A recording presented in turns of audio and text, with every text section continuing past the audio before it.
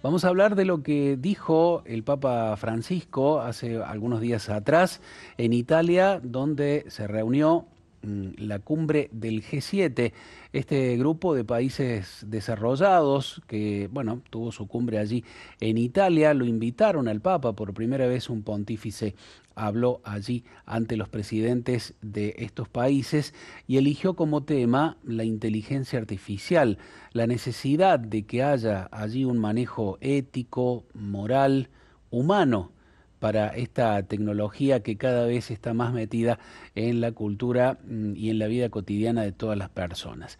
Para hablar de este tema, porque es un experto, lo está estudiando también desde el punto de vista de la ética, hemos invitado al rabino Fischel Slagen, que es miembro de la Pontificia Academia para la Vida. Fischel, lo saludamos, muchas gracias por este contacto con Radio María. ¿Cómo le va? Hola, hola, muy buenos días, muchas gracias por comunicarse. Un saludo a toda la audiencia. Fischel, gracias por la paciencia. Allí nos demoramos un poquito en la conexión. Yo le invito a que compartamos un breve raconto de lo que dijo el Papa el 14 de junio pasado allí en la reunión del G7. Lo compartimos. La riflessione è La gli reflexión effetti dell'intelligenza artificiale sul es futuro sobre los dell'umanità. efectos de la inteligencia La Sacra artificial en el Scrittura futuro attesta de che la Dio ha humanidad. donato agli uomini La Sagrada il suo Escritura spirito atestigua que Dios ha dado a los affinché hombres su abbiano espíritu para saggezza, que tengan intelligenza habilidad, e talento scienza in ogni genere di y lavoro. experiencia en la La ejecución de scienza e la todas clases tecnologia de sono dunque trabajos. La prodotti ciencia y la straordinari tecnología del son, por lo potenziale tanto, creativo producto di noi esseri extraordinario umani. del potencial creativo que Ebbene, proprio poseemos los seres dall'utilizzo di questo humanos. potenziale Ahora bien, creativo la che Dio ci ha inteligencia donato, che viene alla artificial se luce origina precisamente l'intelligenza a partir del artificiale. uso de este potencial creativo que Quest'ultima, come Dios è nos ha noto, è dado. uno strumento estremamente Dicha potente, inteligencia impiegato in artificial, como tantissime aree sabemos, dell'agire es un umano, instrumento dalla extremadamente medicina al poderoso mondo que del se emplea en lavoro, numerosas dalla áreas de la cultura actividad all'ambito della humana, de la comunicazione, medicina al mundo laboral, de la dall'educazione cultura al alla ámbito de politica. la comunicación, de la È una educación a la lecita política. ipotizzare che il Y suo es uso lícito influenzerà suponer sempre di entonces più que su il uso nostro modo di influirá vivere, cada le vez más nostre en nuestro relazioni modo de vivir. sociali. Un fruto de la potencia creativa que Dios le ha dado al hombre, así ha definido el Papa a la inteligencia artificial, pero claro, ha puesto en la mirada y ante la mirada del mundo la necesidad de que esté regida por una ética verdaderamente humana. Fischel, es su mirada acerca de este tema. Sí, bueno, claramente el Papa Francisco está muy comprometido con este tema y hasta tal punto que desde la Pontificia Academia para la Vida, que es la Academia de Ciencias Bioéticas del Vaticano, Ujú. de la cual soy miembro titular, ya desde hace 5 años estamos abordando todos estos temas bajo el concepto de lo que se llama la algorética, que es la ética para los algoritmos de inteligencia artificial. Y aquí lo interesante es lo que decía el Papa Francisco, digamos, no solamente se trata de hacer un uso justo y equilibrado de la inteligencia artificial, evitando lo que es la fake news, evitando el uso, por ejemplo, de la inteligencia o el abuso de la inteligencia artificial, por ejemplo, en los sistemas judiciales, en donde por medio de prognosis criminal a una persona, un algoritmo le puede dictaminar prisión preventiva o una excarcelación transitoria, así como también, por ejemplo, compañías de seguros o compañías de recursos humanos que a través de información otorgada por la inteligencia artificial determinan la concesión o no de un préstamo o su alícuota, ¿no es cierto? O su empleabilidad para un cargo al cual uno se postula en función de lo que se llama una prognosis médica, en donde es interesante saber que la inteligencia artificial, si bien el algoritmo puede estar perfectamente programado, con los datos que se nutre no solamente, por ejemplo, de recetas farmacéuticas, con lo que uno compra medicamentos, o historias clínicas aportadas, sino también por redes sociales en donde uno busca determinada información y el algoritmo lo procesa como si uno tuviera esa patología o tuviera tendencia a esa patología, con lo cual puede dar resultados no solamente erróneos, sino discriminatorios. Digamos, el Papa Francisco se refiere a eso, pero además también a el máximo desarrollo que hoy tiene la inteligencia artificial combinada con otras tecnologías como la nanotecnología y la robótica, en donde hay un concepto que se llama la computación ubicua, es decir, cómo la computación está presente en cada uno de los ámbitos y todos los ámbitos de la vida humana, hasta tal punto de deshumanizar, ¿no es cierto?, la persona en lugar de humanizar el uso de la tecnología. Y en esto estamos trabajando muy fuertemente, por ejemplo, en lo que hoy se llama, que es el máximo desarrollo de lo que es la convergencia tecnológica, es decir, las tecnologías de inteligencia artificial, nanotecnología, robótica, al servicio, por ejemplo, de la medicina, en donde hoy ya hay prótesis cibernéticas que, si bien, y bienvenido sea, que se utilicen para cuestiones terapéuticas, en breve tiempo van a estar disponibles para uso desiderativo, es decir, para mejorar las capacidades físicas o cognitivas de la persona, aun cuando no lo necesite terapéuticamente. Y eso provoca un ser humano obsoleto respecto de uno mejorado, y todas las consecuencias de injusticia social que eso conlleva, con lo cual a mí primero celebro que por primera vez un papa esté dentro de la mesa del G7 hablando de estos temas. Y segundo, celebro que este tema tenga agenda en el G7. Ya hemos firmado un convenio con IBM, con Microsoft y con la FAO para desarrollar una ética en la implementación y en el uso de algoritmos de inteligencia artificial. Pero esto hace falta no solamente firmarlo por convenio entre empresas, sino concientizar por sobre todo a las personas. Hace muy poquito sacó una resolución Estados Unidos en donde de ahora en más las redes sociales van a llevar una etiqueta, como hoy tienen los alimentos, advirtiendo, por ejemplo, de los peligros para la salud mental, Claro. en cuanto a la exacerbación de la exposición de los menores de edad a las pantallas, digamos, ¿no? Digamos, el problema no solamente abarca en cuanto a la deshumanización de la persona por medio de la inteligencia artificial, sino abarca problemas de salud y abarca problemas en muchas disciplinas respecto de cómo el ser humano cambia hasta incluso su propia identidad. Hoy hay una diferencia muy sustantiva entre lo que es la identidad real y la identidad digital, en donde prácticamente la identidad digital de una persona termina siendo un apéndice, una extensión como parte de su propia identidad. Y esto merece no solamente observación, sino una atención plena y cotidiana de estos fenómenos. Rabino Fischel, buen día, Cecilia los saluda. ¿Qué tal, Cecilia? ¿Qué tal? Buen día. Y bueno, también celebro esto del Papa reunido con este grupo de países tan importantes que piensan en un tema que una vez que se abre la puerta a la inteligencia artificial, pareciera que cambia el mundo, ¿no? Que cambia toda la realidad. Y realmente es maravilloso todo lo que ustedes van haciendo, ¿no? Para poder crear conciencia en cuanto a la ética. Mi pregunta va por el lado de la desigualdad de oportunidades que a veces se presentan en torno al uso de la inteligencia artificial. Si eso también se contempla de alguna manera para que llegue o la puedan aprovechar también sectores más vulnerables respecto al acceso, ¿no?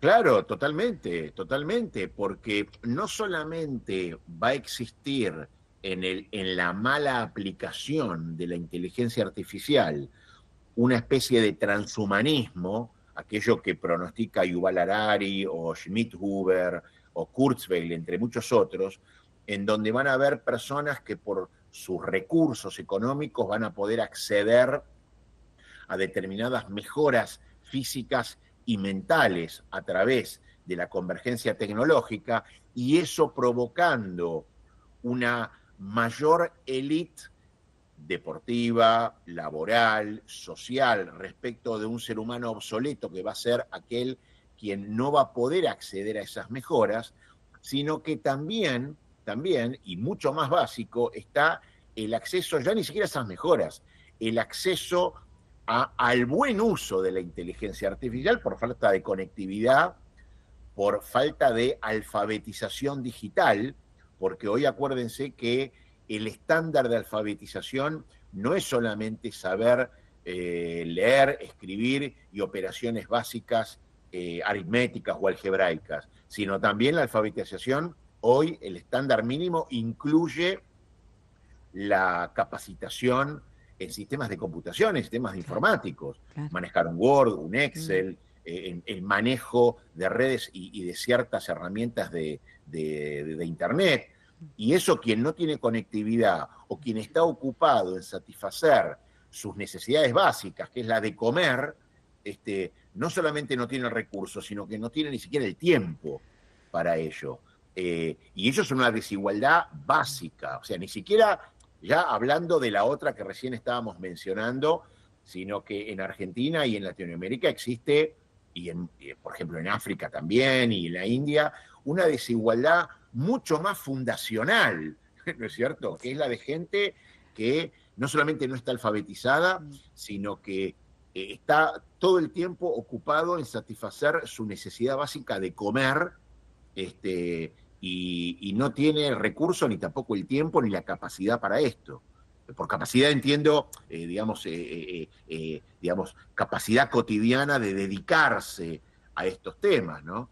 Esa es la desigualdad básica, es la pobreza más absoluta, en donde hay que partir desde allí para arriba, digamos, ¿no? O sea, lo que va a ser el mal uso o el abuso de estas tecnologías convergentes es provocar una grieta mayor entre que el pobre sea más pobre, el pobre ya sea marginal, ¿no es cierto?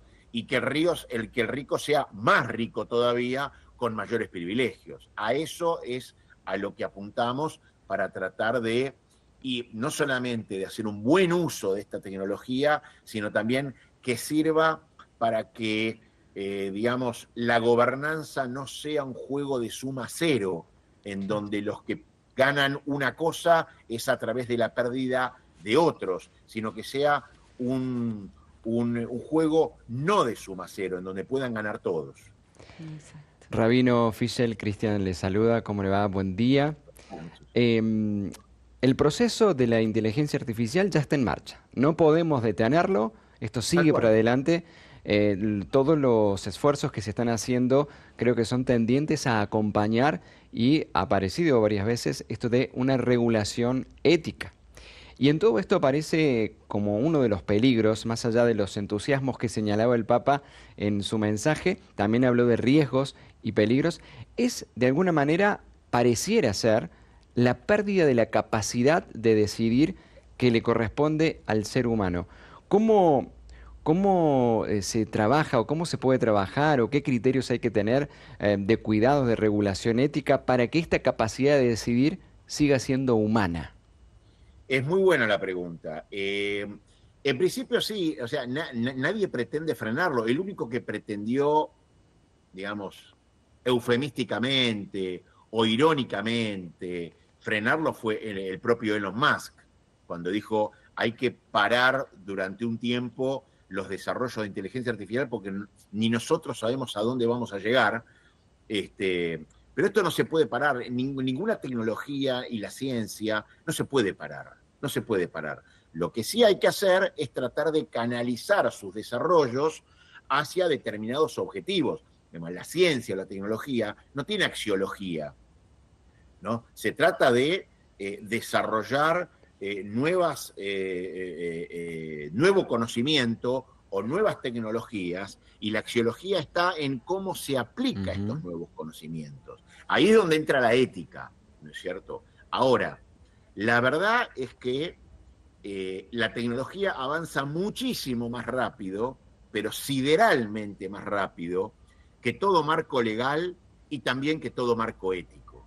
Demostrado está que hasta el día de hoy no hay ninguna regulación efectiva para estas cuestiones, que si bien hubo intentos, como por ejemplo distintos convenios, como el de Oviedo, la verdad que ninguno tuvo eficacia, ninguno tuvo resultado, y hoy se siguen aplicando estas tecnologías sin ningún tipo de regulación. La única regulación es la del mercado. Entonces, digamos, sabiendo esto y sabiendo que el camino legal está muy retrasado respecto del avance de la tecnología artificial, lo que nos queda es tratar de concientizar a las personas para que ellos mismos sean sus propios reguladores. Digamos, aquello que decía Hans Jonas o Jacques Ellul sobre la necesidad de que la propia persona pueda decir puedo pero no quiero, más allá de un marco legal. Desde Platón sabemos que los marcos legales nunca van a frenar los deseos de las personas, digamos, ¿no?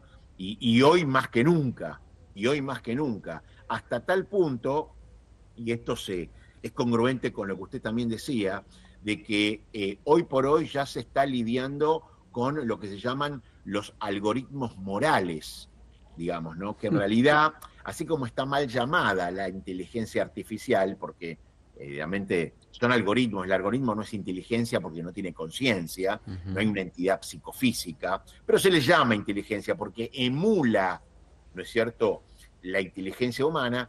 También los algoritmos morales, hoy, por ejemplo, en automóviles autotripulados, se establecen algoritmos para que se tomen decisiones anticipadas respecto de alguna colisión en donde haya que decidir entre el mal menor, por ejemplo, entre atropellar a una o a 5 personas, ¿no? Ahora, claro, estos no son algoritmos morales, o sea, porque el algoritmo no toma una decisión moral. Hay un programador que decide anticipadamente que frente a cierta situación obrar de determinada forma. Y esto incluye muchos problemas, porque ¿quién va a ser el responsable ante un accidente? ¿El programador? La compañía, por ejemplo, de automóviles que compra esa programación. Ya han ocurrido accidentes, por ejemplo, en hospitales de Japón que tienen enfermeros robotizados, pero sobre todo en la época de pandemia, para no exponer a los enfermeros humanos al contagio, iban como enfermeros, como robots, repartiendo los medicamentos a cada uno de los pacientes, y en un momento uno de ellos se equivocó y le dio un medicamento a un paciente que no era el correcto. Gracias a Dios no pasó ninguna fatalidad, pero ¿qué hubiera pasado si sí hubiera ocurrido esa fatalidad? Claro. Digamos, la responsabilidad de quién es, del programador, del hospital que compra ese enfermero robotizado. Bueno, todavía hay muchísimos vacíos legales en esto, por eso, digamos, a sabiendas, el caso ejemplar es en la Argentina, digamos, en Europa ya están habiendo automóviles autotripulados y en Argentina todavía estábamos discutiendo sobre determinados gremios de camioneros y qué sé yo, cuando ya en Europa no existe más esa discusión. En Europa y en Estados Unidos esa discusión ya no existe porque ya no existe más ese oficio, digamos, ¿no? Con lo cual, lo que queda es, bueno, seguir transitando, por supuesto, el camino de los convenios, de la regulación, pero por sobre todo el de la ética para formar conciencia en las personas, razón por la cual Estados Unidos también se dio cuenta y empezó desde el Estado a poner esas etiquetas, ahora se está implementando ahora en unos días, en las redes sociales para advertir a los padres del daño y el perjuicio a la salud mental de los menores cuando se exponen a más de tantas horas frente a esas pantallas. No hay que olvidarse hoy que los menores de edad están expuestos a la pantalla más de 6 u 8 horas por día, cosa que es una barbaridad. Rabino, hay un tema dentro de toda esta arista temática y problemática que tiene la inteligencia artificial que me preocupa en particular porque advierto que la élite tecnocrática, es decir, todos los poderosos que manejan las empresas, que a veces tienen presupuestos más voluminosos que los productos brutos internos de varios países importantes incluso, señalan esto como una profecía ya casi cumplida de que la inteligencia artificial va a suplantar el trabajo humano en casi todas las actividades. ¿Y qué vamos a hacer después, no? Es como que dejan planteada esa pregunta. ¿Eso lo están viendo también desde el punto de vista ético, moral? Sí, totalmente. De hecho, hubo un informe en donde da cuenta de que las anteriores revoluciones industriales, ¿no? La primera, la segunda, la tercera, muchos dicen que esta es la cuarta o muchos dicen que esta es la quinta revolución industrial. En realidad, el problema, por ejemplo, con la invención de la máquina a vapor o con la automatización, el problema no fue tanto la pérdida de oficios, la pérdida de marcos laborales, Claro. sino la reticencia de estas grandes corporaciones para dedicar tiempo a sus empleados para recapacitarse y reciclarse en las nuevas tecnologías. Con lo cual, por supuesto que como hubo durante toda la historia de la humanidad, van a haber oficios que ya no van a existir más y van a surgir otros nuevos, porque en las tecnologías, así como lo hubo en la automatización, hace falta quien programe, hace falta quien controle, hace falta quien implemente, hace falta quien supervise, ¿no es cierto? Pero para eso sí estamos trabajando en propuestas para, digamos, reciclar al trabajador y acompañarlo en el reentrenamiento para estos nuevos oficios. El mayor desafío es ese. El mayor desafío es ese, pero para eso se requieren nuevas leyes laborales, porque hay trabajos nuevos que no están contemplados. Y ahí el problema es político. Y ahí con el mayor problema que nos encontramos es con el problema político, gremial, sindical, que muchas veces no entienden que hay oficios que hoy en el mundo ya son obsoletos, que están desapareciendo, y que ellos, para resguardar sus propios intereses, no están dispuestos a cambiar, no digo ceder, pero a cambiar legislaciones, a formar otros gremios o a incluir otros gremios, digamos. Es como si hoy todavía, no sé, el gremio de los, no sé, de los lecheros siguieran quejándose porque en realidad hoy ya no hay más lecheros que reparten la leche en tambo por las casas, sino que se vende en sachet en los supermercados. Bueno, hay oficios que, como pasó en toda la historia de la humanidad, hay oficios que ya no van a existir más. El oficio de contador público, el oficio de, bueno, como dije antes, a partir de los automóviles autotripulados, o todos los oficios que demandan acciones repetitivas, prácticamente ya no van a existir más. Pero se van a crear otros oficios. Ahí el desafío es la reconversión laboral. Y por sobre todo, un tema que abordamos en la academia el año pasado, y que la visita del monseñor Vicencio Paglia, que es el presidente actual de la academia, aquí en la Argentina el año pasado, estuvimos con él en el Senado, en la legislatura, proponiendo proyectos de leyes que ya están en Italia aprobados, que es, hay un pueblo entero conformado por jubilados, y mucho más en un mundo donde el envejecimiento de la población es ascendente. En Italia estamos hablando de 14 millones de personas, en la ciudad autónoma de Buenos Aires estamos hablando también de millones de personas, en Argentina, perdón, en donde la ciudad de Buenos Aires es la población más avejentada de la Argentina. Estamos hablando de millones de personas que entre los 65 y 70 hasta los 90, 95 años, nadie sabe qué hacer con ellos. Personas que tienen un capital de conocimiento profesional, lo que llama un know-how, ¿no? Una sabiduría profesional, una sabiduría de vida, y que están todavía activos, porque gracias a Dios hoy la medicina permite una esperanza de vida activa, mucho mayor, y que nadie sabe qué hacer con ellos, y son millones de personas que de un día para el otro quedan sin trabajo, sin ingresos, sin absolutamente nada, y que quedan durante 30 años marginadas de la sociedad. Y eso es un capital humano que hasta incluso desde el punto de vista de la ética utilitaria se está perdiendo. Claro. ¿No es cierto? Qué importante este análisis, Rabino Fischel. Y por aquí la gente se va sumando con algunos mensajes, así que agradecemos a quien nos cuenta que está terminando licenciatura en filosofía, su interés es la ética, el área de la inteligencia artificial, entre otras áreas. Para mi especialización es lo que estoy preparando. Bendiciones, deja Fernando desde Santa Fe, que además nos deja un extenso mensaje para compartir respecto a esto de la inteligencia artificial. Yo me quedé con lo de la reconversión laboral que recién mencionaba Rabino, y también con aquel comentario al inicio de la nota sobre el convenio firmado con grandes empresas como IBM, Microsoft, que también se analizará allí la inclusión del abordaje en la educación, ¿no?, de la inteligencia artificial, porque creo que es fundamental poder iniciar a los niños desde temprano a reconvertir también este ámbito laboral, al cual podrán acceder de otra manera diferente a la que nosotros accedimos.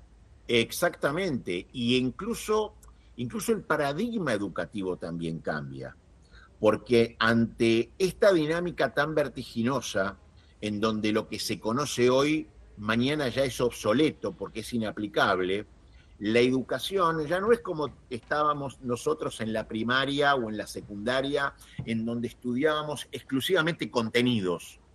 Hoy la educación, aprovechando la inteligencia artificial y todo lo que ello demanda o lo que conlleva, se tiene que basar más en procesos que en contenidos. Hoy el contenido es asequible por cualquiera, en cualquier momento y en cualquier lugar. Nosotros teníamos que ir a la Enciclopedia Salvat, teníamos que ir a Espasacalpe, al Lo Sé Todo. O sea, el conocimiento estaba recluido en textos. Hoy y en textos que era asequible únicamente si uno conseguía ese texto. Claro.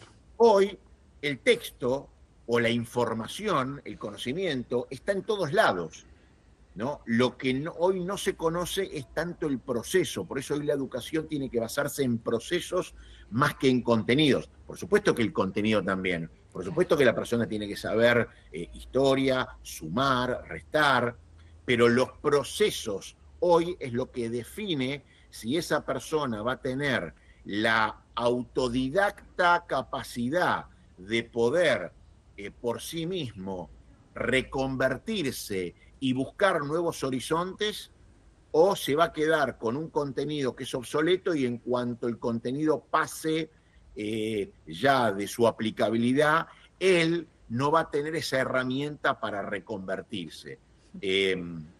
Hoy es lo que están realizando, digamos, desde la primaria los países más avanzados, que es educación en procesos. Los chicos desde muy temprana edad se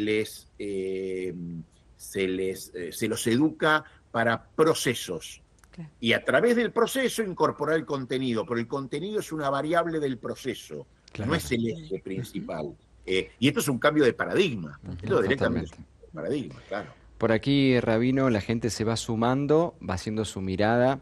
Dice, me sumo a la charla de la ética. Como filósofa y bioeticista, no estoy de acuerdo en la afirmación la inteligencia artificial no se puede parar. O la tecnología, la ciencia no tiene axiología. Porque lo que rige todo es el mercado. El problema son los valores que rigen. Vale más el capital que la vida. Entonces el capital es performático de la vida, lo cual viola la sacralidad de la vida y persona humana. Trabajé y trabajo con inteligencia artificial y veo mucha gente con falta de una mirada crítica sobre esto y son muy adeptos a la ética utilitarista. nos dice en este mensaje, bueno, que nos acerca, nos deja el nombre, gracias. Bueno, algo, Rabino, usted mencionó sobre la axiología, es decir, Claro. digo, sobre, digamos, este conjunto de valores que subyacen. Claro, la axiología es la disciplina que estudia los valores, ¿no es cierto? Ahora, hay una confusión muy grande en donde la moralidad, ¿no es cierto? Que la moralidad, ¿qué es? Es el conjunto de postulados axiológicos de valor, ¿no? Bajo el cual yo rijo una ética. Es decir, la ética es la disciplina que estudia hasta dónde está vigente o no ese postulado moral. Por ejemplo, el postulado moral de no asesinar o de no robar. Bien, es un postulado moral, es un axioma. Ahora, la ética, ¿qué me va a decir? Bueno, a ver, este postulado se cumple y está vigente, ¿no? ¿Hasta dónde? ¿En qué situaciones este postulado ya deja de estar vigente? Por ejemplo, para defensa propia, ¿yo puedo matar? Sí, puedo matar. Para comer, ¿puedo robar? Sí, eso no quiere decir que robar o matar esté permitido. Pero, por ejemplo, en términos legales no es punible la persona que roba para comer. Robó, sí, pero para comer, entonces no es punible. Lo mismo que la persona que mata en defensa propia. Entonces, desde ese punto de vista, la moralidad es la doctrina de las intenciones, no de los hechos, porque el hecho y la tecnología y el descubrimiento científico es un hecho, no tiene intencionalidad, no tiene un valor en sí mismo.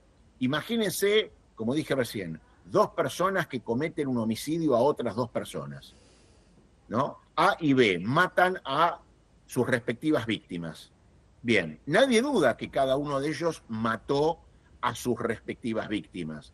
Pero el juez, ¿qué va a tratar de investigar? Va a tratar de investigar qué es lo que motivó a cada uno de ellos a cometer ese homicidio. En un caso, bien puede ser un sicario, un asesino a sueldo, en donde irá prisión perpetua, ¿no? Y en el otro caso puede ser una persona que salvó a una mujer de ser violada y asesinada. Seguramente le va a decir, señor, no solamente vaya a su casa, sino que le agradezco por su acción. Y sin embargo, la acción fue la misma, fue matar o se fue cometer homicidio, pero lo que se determina en la ética o en la moral y luego en la legalidad es cuál es la intención, qué quiso hacer esa persona. Como dije, en un caso va a tener perpetua y en otro caso va a recibir una felicitación y va a volver a la casa. Claro. Por eso digo, la ciencia y la tecnología, que es el descubrimiento de conocimiento, y la tecnología, que es la aplicación de ese conocimiento al ámbito de la vida cotidiana del ser humano, no tiene axiología de por sí, sino que hay que imbuirlo de axiología. Por eso existen los comités bioéticos de investigación, por ejemplo, en donde dicen, sí, se puede investigar, pero resguardando con estos protocolos. Entonces es la ética que no limita, pero sí canaliza esa investigación, ese descubrimiento científico o esa tecnología para determinadas aplicaciones. En el sentido mayor, ¿no? Esa ética debería traducirse en un marco legal para que esté regulado y penalizado. Bueno, ese marco llega muy, muy tarde, por eso lo primero que hay que hacer es desarrollar ese marco ético para quienes sean los que desarrollan estas tecnologías, por lo menos tengan algún límite social, digamos, ¿no? Por ejemplo, se descubrió que en determinados departamentos de policía que tenían algoritmos de inteligencia artificial para determinar lo que se llama la prognosis criminal, es decir, detectar a través de prontuarios cargados dónde podía llegar a ocurrir determinado acto delictivo criminal para que la policía pueda anticiparlo. Sí, una película. El algoritmo estaba perfectamente diseñado y funcionaba muy bien. El problema eran los prontuarios que se le cargaban, que los prontuarios incluían género, religión, condición social. Entonces el resultado estaba absolutamente sesgado. Claro. Y siempre el índice mayor de criminalidad precognitiva indicaba los barrios más vulnerables, pero era por el prontuario, Claro. no por el algoritmo. Y digamos. porque el algoritmo no es capaz de reconocer, al menos todavía, Claro, la capacidad que tenemos para convertirnos, digo, a propósito, para traer el tema a la experiencia religiosa, ¿no? A la experiencia de fe, en que uno puede decir, bueno, en esto me equivoqué, pido perdón y cambio y voy hacia otro lugar en mi eso está vida. perfecto, porque ese es el Ujú. defecto del algoritmo, ser perfecto, no Exactamente. equivocarse.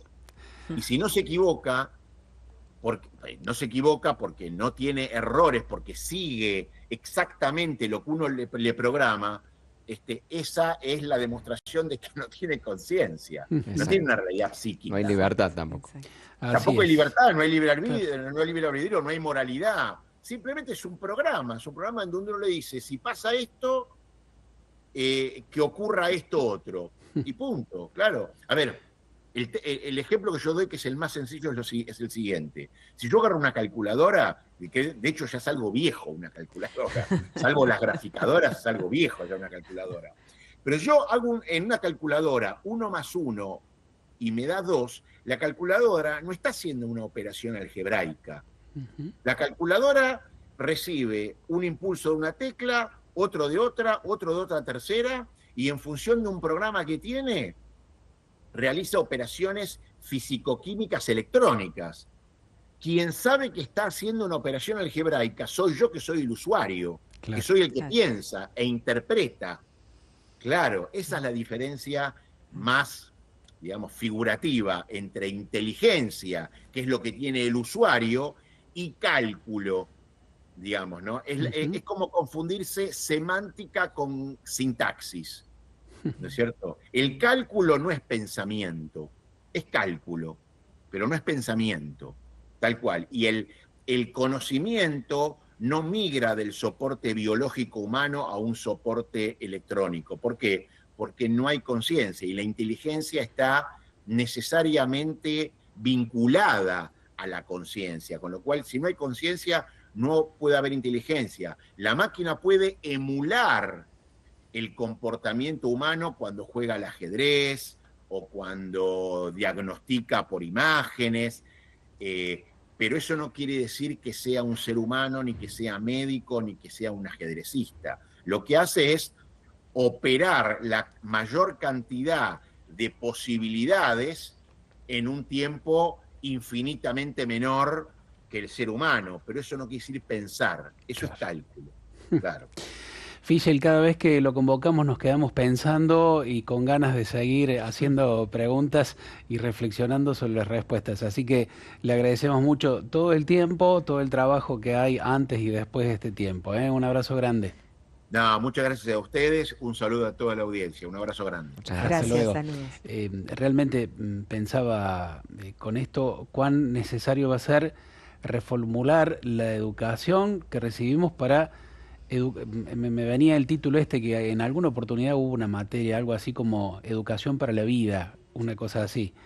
Pero vamos a tener que volver a eso en las escuelas para que las personas volvamos a saber que somos realmente personas, ¿no? Que tenemos libertad, que tenemos valores. Me parece que va a ser central ese tema porque esto es una cuestión realmente filosófica, humanista, que la máquina no tiene por qué tener en cuenta, ¿no? Bueno, porque la máquina es una máquina, no es un ser humano, aunque le estemos ahora otorgando valor y poder como si fuera, como si lo fuera, como si fuera humano realmente. Todo un tema. Me quedó dando vuelta Sí. lo de algoritmo moral, ¿no? Ujú.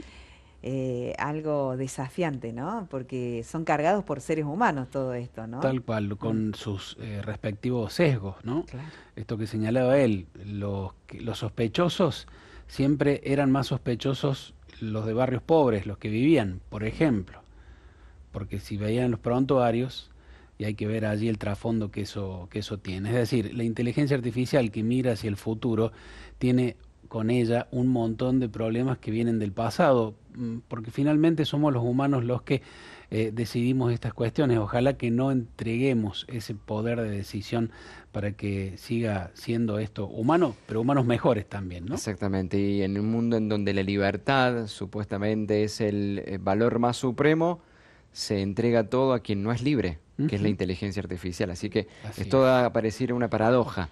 Bueno, es para seguir conversando y seguir profundizando, creo, con todo esto. Hasta mañana, chicos, que anden bien. Gracias, Javi. Javier.